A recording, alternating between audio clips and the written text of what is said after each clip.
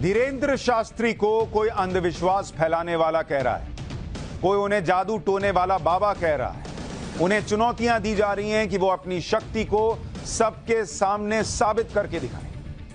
हमने कल भी ये कहा था कि चुनौतियां देना तो बहुत अच्छी बात है बॉस, लेकिन जैसी चुनौतियां सनातन से जुड़े बाबाओं को दी जाती हैं, वैसे ही चुनौतियां चर्च में जाने से बीमारी का इलाज हो जाने का दावा करने वालों को भी दो, या कान में फूंक कर इलाज कर देने वाले मौलवियों को भी दी जानी चाहिए। सच सबका सामने लाने का प्रयास होना चाहिए, लेकिन बार बार ये एक धर्म विशेष से जोड़कर प्रयास होता है, यह आरोप लगता है। हालांकि ऐसा हुआ तो नहीं कि बाकियों से भी पूछा जाए, लेकिन धीरेन्द्र शास्त्री जी के मामले में एक अनोखी चीज हुई जो शायद ही पहले कभी हुई। बागेश्वर धाम वाले धीरेन्द्र शास्त्री को जब चुनौतियां मिली तो उन्होंने रायपुर में सबके सामने एक टेस्ट दिया। आज मैं आपको धीरेन्द्र शास्त्री की हिडन फाइल्स दिखाऊं, उनके साथ मेरी कुछ बातचीत हुई, वो बातचीत दिखाऊं। उससे पहले आपको यह टेस्ट दिखाना चाहता हूं। बागेश्वर धाम वाले बाबा धीरेन्द्र कृष्ण शास्त्री ने रायपुर में अपना दरबार लगाया हुआ था। बाबा का दावा था कि उनके दरबार में करीब 4 लाख लोग मौजूद थे। भीड़ तो खचाखच भरी हुई थी। विवादों के कारण कई पत्रकार भी दरबार में कवरेज के लिए पहुंचे हुए थे कि देखें वहां क्या होता है। टाइम्स नाउ नवभारत के पत्रकार भी वहां थे, उन्होंने क्या देखा वो भी बताऊंगा। लेकिन बाबा ने पत्रकारों को चैलेंज दे दिया कि पत्रकार चाहें तो उनका टेस्ट लेने के लिए किसी भी पत्रकार को भेज सकते हैं, आओ मेरा टेस्ट ले। तो पहले पत्रकारों में आपस में हुआ किसको भेजें, फिर हुआ कि एक काम कीजिए, आप ही किसी को चुन दीजिए। तो पत्रकारों के बीच में से एक महिला पत्रकार सामने आई। पहले रैंडमली चुना गया, तो एक महिला पत्रकार को कहा गया कि आप पूछ लीजिए, आप देख लीजिए। तो धीरेन्द्र शास्त्री जी ने उस महिला पत्रकार से कहा कि वो चाहें तो लोगों की भीड़ से अपनी पसंद के किसी भी शख्स को चुन लें। किसी भी, इतनी भीड़ में से कोई एक व्यक्ति को आप उठाकर ले आओ, उसके बारे में मैं लिखूंगा। बाबा उस अनजान शख्स की तकलीफ पर्चे पर पहले ही लिख देंगे। अच्छा, दावा यह भी कर दिया, तुम उधर ढूंढो कि किसको लेकर आओगे, मैं तो नहीं बता रहा, इतने लोगों में से रैंडमली किसी को भी उठा लो, और उसकी क्या तकलीफ है, उसकी क्या समस्या है, तुम जब ढूंढ रहे होगे कि किसको लाओगे, मैं उतने देर में पहले लिखकर रख दूंगा और वो पर्चा उसी का निकलेगा। ये चैलेंज दे दिया उन्होंने पत्रकारों को। इसके बाद महिला पत्रकार लोगों के बीच पहुंच गई, लोगों के बीच ढूंढने लगी। इतने में बाबा ने पर्ची पर चुने जाने वाले शख्स के बारे में पहले से लिख दिया। पहले यह हैरान करने वाला लाइव टेस्ट देखिए क्या हुआ वहां पर।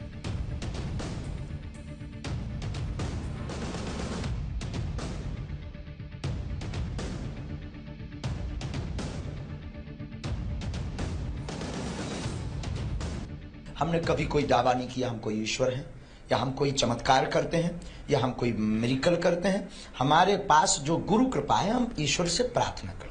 जैसे पुत्र के बीमार होने पर माता और पिता प्रार्थना करते हैं, वैसे ही शिष्य के आपत्ति विपत्ति में हम अपने इष्ट से प्रार्थना करते हैं, और हमारा इष्ट चमत्कार हमारे बालाजी कृपा कर देते हैं। उसे लोग अलग अलग दृष्टि से देखते हैं। तो अब आप इसको किस दृष्टि से देखेंगे ये आपके ऊपर है। पर सनातन में क्या ताकत होती है, उसका प्रत्यक्ष प्रमाण बागेश्वर बालाजी का दरबार है। पर धीरेन्द्र शास्त्री जी, आप कह रहे हैं आपके पास कुछ विशेष पावर्स नहीं है, आप कोई चमत्कार नहीं करते, लेकिन आप अपने ईष्ट से या हनुमान जी से जब कुछ कहते हैं तो वो कर देते हैं। ये तो सबके साथ नहीं होता। मैं तो हनुमान जी को देख नहीं सकता, उनसे बात नहीं कर सकता, हाँ अंतरात्मा से प्रार्थना कर सकता हूं, मेरे पास ये पावर नहीं है। वो प्रार्थना में दोनों में जमीन आसमान का अंतर है। कहने में और प्रार्थना में दोनों में अंतर है। कहना ऑर्डर हो गया, प्रार्थना स्तुति हो गया।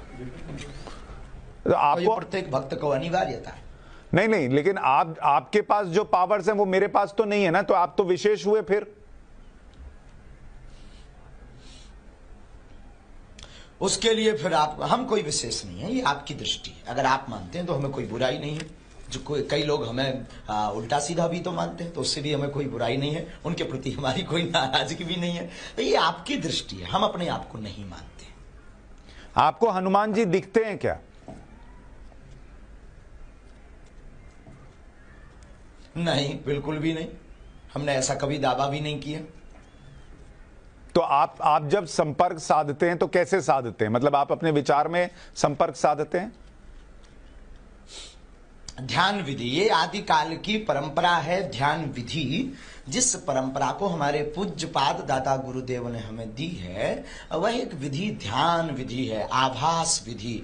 मन में आभास होता है, मन में तरंग जागती है कि अमुक व्यक्ति आएगा, उससे उसकी यह ऐसी पीड़ा हो सकती है। हम उसको राम नाम ले करके और कलमबद्ध कर देते हो। ईश्वर की कृपा से ये सनातन की ताकत है कि वो सत्य निकलता है। पंडित धीरेन्द्र कृष्ण शास्त्री का दावा है कि जो वो करते हैं वो चमत्कार नहीं है बल्कि ध्यान विधि, और ये विद्या उनको उनके गुरु दादाजी से मिली है। हमने पंडित धीरेन्द्र कृष्ण शास्त्री के बारे में और जानने के लिए उनके गुरु दादाजी के बारे में जानकारी खंगाली। धीरेन्द्र शास्त्री जी के दादा गुरु जी का नाम श्री भगवान दास गर्ग है, जिनकी तस्वीर आप देख रहे हैं। वो भी बालाजी सरकार का दरबार चलाते थे, जैसे अभी पंडित धीरेन्द्र शास्त्री चलाते हैं। धीरेन्द्र शास्त्री का परिवार मध्य प्रदेश के छतरपुर के गढ़ा नाम के गांव में रहता है। गढ़ा गांव में ही एक पहाड़ी है जहां शंकर भगवान की मूर्ति थी। इस पहाड़ी को मरघट पहाड़ी कहते हैं, क्योंकि इसी के पास शमशान में अंतिम संस्कार किया जाता था। धीरेन्द्र शास्त्री के दादा गुरुजी पंडित भगवान दास गर्ग ने इसी पहाड़ी पर शंकर भगवान की मूर्ति के बगल में बालाजी हनुमान की मूर्ति स्थापित की और रोजाना बालाजी की पूजा करते हैं। इसी जगह पर बालाजी का मंदिर बना है और यही जगह बागेश्वर धाम के नाम से जानी जाती है। बालाजी मंदिर के पास ही धीरेन्द्र कृष्ण शास्त्री के दादा गुरुजी की समाधि भी है। धीरेन्द्र शास्त्री का दावा है कि यह ध्यान विधि परंपरा है, जिससे उन्हें पहले से ही चीजों का आभास हो जाता है। मतलब उनके पास यह परंपरा के तहत शक्ति आई, यह उनका दावा है। और यह शक्ति या फिर यह विद्या उन्हें पारिवारिक विरासत में मिली, चीजों का पहले से ही आभास हो जाना। धीरेन्द्र शास्त्री इसे ईश्वरीय शक्ति और सनातन की ताकत मानते हैं। मैं जब उनका इंटरव्यू ले रहा था तो मैंने इस पर भी उनसे सवाल किया। एक बार सुनिए उस पर उन्होंने क्या जवाब दिया, फिर आगे की बात। हम जो है, आप हमारे सन्मुख आइए, हमें जो भी आभास लगेगा उसकी एक परंपरा है। हम कोई जादूगर नहीं है कि कोई भी बोले खेल दिखा दो। हमारी एक गद्दी की महिमा है और परंपरा है। कल यहाँ पर खुला हुआ दरबार लगना है 20 और 21 को। हम कोई बंद कमरे में दरबार करते नहीं हैं, हम कोई लोगों से रुपया लेते नहीं हैं, हम किसी को बुलाते नहीं हैं। हमारा लाखों लोगों के बीच में दरबार लगता है और लाखों लोग अपने से आते हैं। तो भाई कुछ ना कुछ तो जोरदार का तमाचा है और उसके लिए आप आइएगा, वरना आप वहीं बैठे बैठे कृपा पा जाएंगे तो फिर तो ऐसी पूरी दुनिया पा जाएगी। फिर कौन हनुमान जी के पास आएगा। I am not magician, I am real सनातनी डिवोटी। तो धीरेन्द्र जी, मैं थोड़ा सा इसको और दर्शकों के लिहाज से पूछ रहा हूं आपसे। जी अब दिखाओ। धीरेन्द्र जी, मैं बस दर्शकों के लिहाज से पूछ रहा हूं कि क्या इसका मतलब आपका एक दायरा है कि कितनी दूर पर कोई व्यक्ति हो, आपके आसपास हो, तभी उसके बारे में आप जान सकते हैं?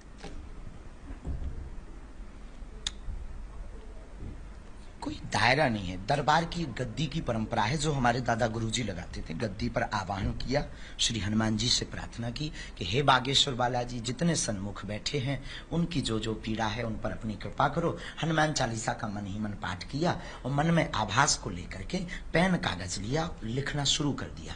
उस कागज के आधार पर हमें आभास हो जाता है कि अमुक व्यक्ति की ये अर्जी है, उसके मन में ऐसे ऐसे प्रश्न हैं और ईश्वरीय सत्ता सनातन की क्या ताकत है उसका प्रमाण ये है कि जो व्यक्ति आता उसके वही प्रश्न निकलते हैं। बस इतना है। अच्छा धीरेन्द्र शास्त्री जी, क्या आप भूत प्रेत देख सकते हैं? आपने कहा आपने हनुमान जी को नहीं देखा, आपको आभास होता है, उनसे संपर्क है। क्या भूत प्रेत देख सकते हैं आप? हमने किसी को नहीं देखा। हम काहे भूत प्रेत को देखेंगे? काहे हम भैया मरे आदमी, हम जिंदा आदमी है भैया। भूत प्रसाद निकट नहीं आवे, इस हनुमान चालीसा की सिद्धि के कारण जय जय हो जाता है भैया। पंडित धीरेन्द्र शास्त्री बड़े रोचक व्यक्ति और उनके बारे में जानना बड़ा दिलचस्प है। उनके परिवार के बारे में भी आपको बताता हूं, क्योंकि जब हम सारी चीजों पे चर्चा कर रहे थे, उनका इंटरव्यू किया, उनका लाइव टेस्ट देखा, तो हमने उनके बारे में और खंगाला। उनका बचपन क्या था वो भी आपको बताता हूं। 4 जुलाई 1996 को मध्य प्रदेश के छतरपुर जिले के गढ़ा गांव में ब्राह्मण परिवार में उनका जन्म हुआ। पिता का नाम रामकृपाल जी महाराज, माता का नाम सरोज। 3 भाई बहन में धीरेंद्र शास्त्री सबसे बड़े। ऐसा दावा है कि उनका बचपन गरीबी और तंगहाली में बीता। उनका परिवार कर्मकांडी ब्राह्मण का परिवार था, तो पूजा पाठ में जो दक्षिणा मिल जाती उसी से 5 लोगों का परिवार चलता। इसी वजह से धीरेंद्र शास्त्री को अपनी शिक्षा भी अधूरी छोड़नी पड़ी, क्योंकि उतना पैसा नहीं था। धीरेंद्र शास्त्री पर बात हुई तो हमने उनके बारे में और जानकारी जुटाई। जब हमने उन पर रिसर्च की तो हमें उनकी कुछ ऐसी तस्वीरें मिली जो आज तक लोगों ने नहीं देखी। हमें तब की तस्वीरें मिली जब वो काफी छोटे थे। इसमें देखिए, जो पीले कुर्ते में आपको दिख रहे हैं वो धीरेंद्र शास्त्री। एक वीडियो में एक्टर राजपाल यादव के साथ उनकी तस्वीर हमें मिली। फिर कुछ बचपन के दोस्तों के साथ उनकी तस्वीर दिख गई। पहाड़ी पर ध्यान लगाने की तस्वीरें आई। इन तस्वीरों में उनके माथे पर बड़ा सा तिलक दिख रहा है। वो धार्मिक वस्त्रों में ही नजर आ रहे हैं। किसी तस्वीर में उनके हाथ में रुद्राक्ष की माला भी दिख रही है। तो ये धीरेंद्र शास्त्री की पुरानी तस्वीरें आपको दिखा रहा हूं, जब उनके बारे में दुनिया नहीं जानती। धीरेंद्र शास्त्री के बचपन का एक और वीडियो मिला, जिसमें वो एक गुफा के नीचे उतरते हुए दिख रही है। तस्वीर देख रहे हैं, उस गुफा से वो नीचे उतर रहे हैं, मतलब वहां ध्यान करने गए, वहां से नीचे उतरते हैं। शरीर पर उन्होंने गमछा बांधा हुआ है। उनके गले में धार्मिक मालाएं भी दिख रही हैं। बड़ा दुर्गम रास्ता दिख रहा है। गुफा से निकलते हैं, स्लिपरी रास्ता है, उस पर होते हुए नीचे आते हैं। फिर एक जो है वो लोटा उठाते हैं और उससे पानी लेते हैं। ये धीरेंद्र शास्त्री को आप देख रहे हैं। मुझसे इंटरव्यू में उन्होंने बताया था कि उन्होंने अकेले में जाकर साधना भी की थी। शायद वो साधना इसी गुफा में की हो, कहीं की हो, जहां से उनकी तस्वीरें निकली। धीरेंद्र शास्त्री के बचपन की कुछ और तस्वीरें हैं, जिसमें वो कथा करते हुए भी दिख रहे हैं। ये देखिए, बहुत बचपन से, छोटे वक्त से वो कथा कर रहे हैं। ये तस्वीरें आप देखेंगे तो आपको पता चलता है कि उनकी भी एक जर्नी रही है, उनका भी एक सफर रहा है। आज आप धीरेंद्र शास्त्री के बारे में सुन रहे हैं, उनके बारे में जान रहे हैं। आपको लग रहा है रातों रात कोई खड़ा हुआ और उसका चमत्कार जो है उसकी चर्चा हो रही है, या उनका जो अंधविश्वास है उसको कोई चमत्कार बता रहा है। दोनों पक्ष है, लेकिन उनका अपना एक सफर है बचपन से, जो वो कह रहे हैं कि भाई मेरा पारिवारिक एक तरीके से रिश्ता रहा है जो मैं कर रहा हूं उससे, वो होता हुआ दिखता है तस्वीरों में, सालों साल में। और हमने रिसर्च किया तो ये मिल गया। धीरेंद्र शास्त्री का दावा है कि कोई चमत्कार उनका नहीं है, चमत्कार उनके गुरु का है, चमत्कार उनके ईष्ट का है। मैंने धीरेंद्र शास्त्री का जब इंटरव्यू किया तो उनसे यह पूछा कि कब पहली बार उन्हें यह लगा कि वो अपने ईष्ट के संपर्क में है, कब उन्हें यह लगा कि वो तो सामने वाले को बिना सुने ही पढ़ लेते हैं। सुनिए उन्होंने क्या बताया मेरे इस सवाल के जवाब में। इंद्र जी, आपको ये सब कब से होना शुरू हुआ, जब आपको लगा कि आपका ईष्ट से संपर्क हो रहा है? ये किस उम्र से शुरू हुआ, पहली बार कब हुआ? ये तो हवा। बहुत अच्छा प्रश्न, ये बहुत अच्छा प्रश्न है। हम जब 10-11 साल के थे, तब जो हमारे दादा गुरुजी, ग्रैंडफादर, वो जो है बागेश्वर बालाजी के उसी गांव में हम रहते थे। उसी गांव में वो सेवादार थे। वो हमको हनुमान चालीसा पढ़वाते थे, कुछ कुछ उपाय करवाते थे हनुमान जी के। तो हम 10-11 साल की अवस्था से वो उपाय करने लगे। फिर हमको 12-13 साल में आभास होने लगा। वो तो गुरु पकड़ते हैं अपने शिष्य को। हमको आभास होने लगा कि ये व्यक्ति आ रहा, हमसे ऐसे बात करेगा, ये अपना नाम ये बताएगा। तो हम बचपना था तो बोल नहीं पाते थे, लेकिन जब वो अपना नाम बताता था तो हम चौंक जाते थे कि अरे ये तो हमें पहले ही आवाज था, ये तो हमें पहले ही पता था, हम बोले क्यों नहीं। फिर जब गुरुजी का जब तक शरीर पूरा हो गया, फिर हमने अज्ञातवास साधना की, हमने राम नाम जप किया, तो हमको प्रेरणा लगी कि तुमसे सनातन का कार्य करवाना है। तो अब जो है वो दरबार लगने लगा, जैसे हमारे दादाजी लगाते थे वैसे ही हम बैठने लगे। बस सीधा सिंपल सादा जीवन है, उसमें कोई ऐसा नहीं है कि हमने कठोर तपस्या की हो, ध्रुव प्रहलाद जैसी, नहीं, वो तो परंपरा है हमारी।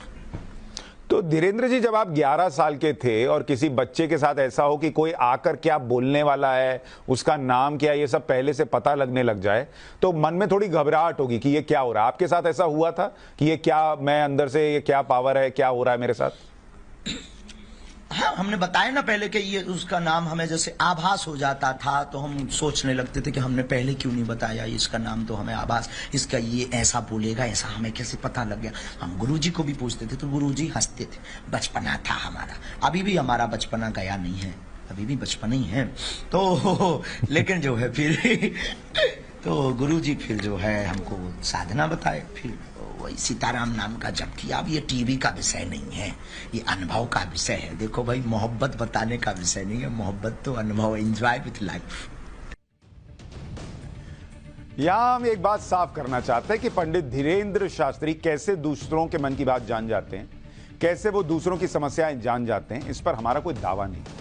हमने वही बातें आपको दिखाई हैं, बताई हैं जो सबके सामने हुई और जिनके बारे में खुद पंडित धीरेन्द्र शास्त्री ने मुझे इंटरव्यू में बताया।